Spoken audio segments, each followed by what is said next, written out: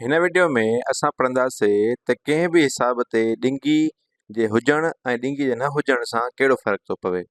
हाणे हिकिड़ो असां वटि सुवालु आहे, इन में ॾिंगी लॻल आहे, त अचो त इन में हल था करे ॾिसूं। त असां वटि ॾिंगीअ में 8 कट टे आहे, त 8 मां अगरि असां 3 कटींदासीं त असां वटि छा बचंदो? असां वटि 8 कट 3 5 बचंदो। ऐं उन खां पोइ ज़र्ब में 8 आहे, असां ज़र्बा 8 उअं ई लिखंदासीं। ऐं उन खां पोइ वरी कट में 3 उहा बि उअं ई लिखंदासीं। हाणे पहिरियां असां ज़र्ब छॾाईंदासीं, छो त अमलनि जी तरतीब जे क़ाइदे मुताबिक़ पहिरियां ज़र्ब छॾाइणी हूंदी आहे।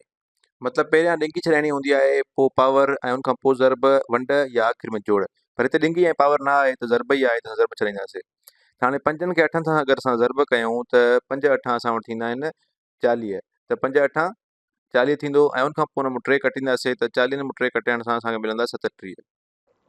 हाणे अचो त इन साॻे ई हिसाब खे असां वरी करे था ॾिसूं, पर हिन भेरे असां बग़ैर ॾिंगीअ जे करे ॾिसंदासीं। त पोइ साॻियो हिसाब मां लिखां थो, 8 कट 3 ज़रबिया 8 ऐं कट 3।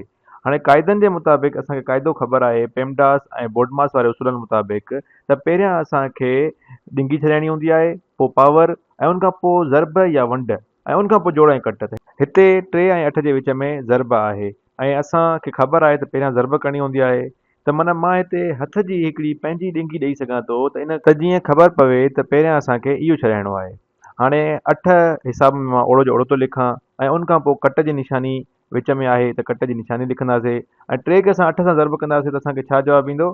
असांखे 3 8 24 जवाबु ईंदो। त 24 ओड़ो जो ओड़ो नफ़ीअ में लिखंदासीं, ऐं कट या 3 बि साॻा ई ओड़ा जो ओड़ा लिखंदासीं। हाणे असां वटि 24 ऐं 3 नफ़ीअ में आहिनि ऐं 8 जोड़ में आहिनि, त 24 ऐं 3 थींदा 27 ऐं उन मां 8 कटिबा त असां वटि छा बचंदा? -19। त हाणे अगरि ॾिसूं त असां वटि हिकिड़े जॻह ते 37 जवाबु आयो ऐं ॿी जॻह ते -19 जवाबु आयो। त मतिलबु ब्रैकेट सां केतिरो फ़र्क़ु पइजी थो वञे उन हिसाब ते ऐं उन हिसाब जे जवाब ते।